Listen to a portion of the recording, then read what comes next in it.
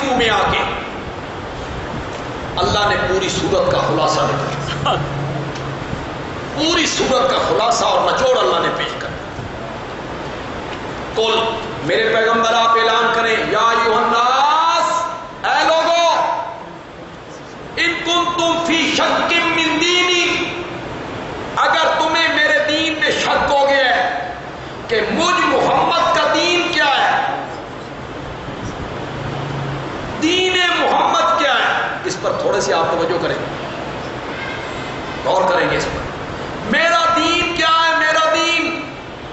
آؤ میں تمہیں اپنے دین کا خلاصہ بتاؤں، فلا اعبد الذین تعبدون من دون اللہ، اللہ کے سوا جن کی پوجا پاٹ تم کرتے ہو میں ان کی پوجا پاٹ نہیں کرتا، ولکن اعبد اللہ، ولکن اعبد اللہ، لیکن میں تو عبادت صرف اللہ ہی کی کرتا ہوں۔ اس پر جو اللہ نے دلیل دی نا، سبحان سبحان، میں اس اللہ کی عبادت کرتا ہوں جو تمہیں موت دیتا ہے، جو تمہیں موت دے،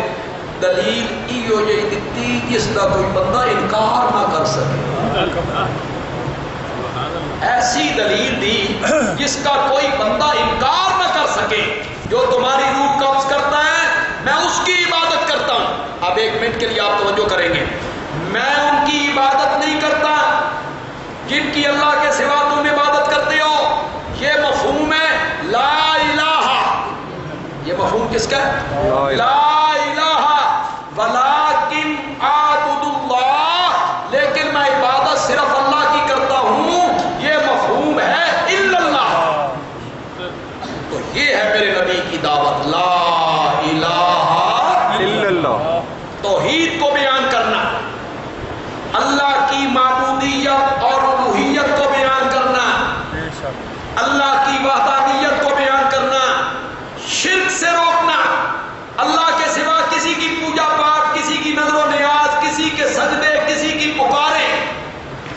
نہیں کرنی، نہیں کرنی، کوئی نفع نقصان کا مالک نہیں، حاجت روا، مشکل کشا، نافع و ضار کوئی نہیں ہے، صرف اللہ ہے، یہ دین محمد ہے، یہ دین محمد ہے، اور اگر یہ دین محمد ہے تو آج اس گئے گزرے دین میں اس دین کے جو پرچار کرنے والے ہیں وہ اشاعت التوحید و سنت، یہ اللہ نے ہمارے ذمہ لگایا ہے، یہ ہے دین محمد۔ پھر پڑھو قل ان کنتم فی شک من دینی، میرا دین کیا ہے، آؤ میں تمہیں بتاؤں میرا دین کیا ہے، میرا دین ہے لا الہ الا اللہ، اللہ کے سوا کوئی الہ نہیں، اللہ کے سوا کوئی عبادت کے لائق نہیں، اللہ کے سوا کوئی سجدوں کے لائق نہیں، لیکن صرف عبادت میں اپنے اللہ کی کروں گا، وَأُمِرْتُ، مجھے حکم دیا گیا ہے کہ میں ہوں مومن اور میں اپنا چہرہ، اپنا وجود سیدھا رکھوں دین کے لیے۔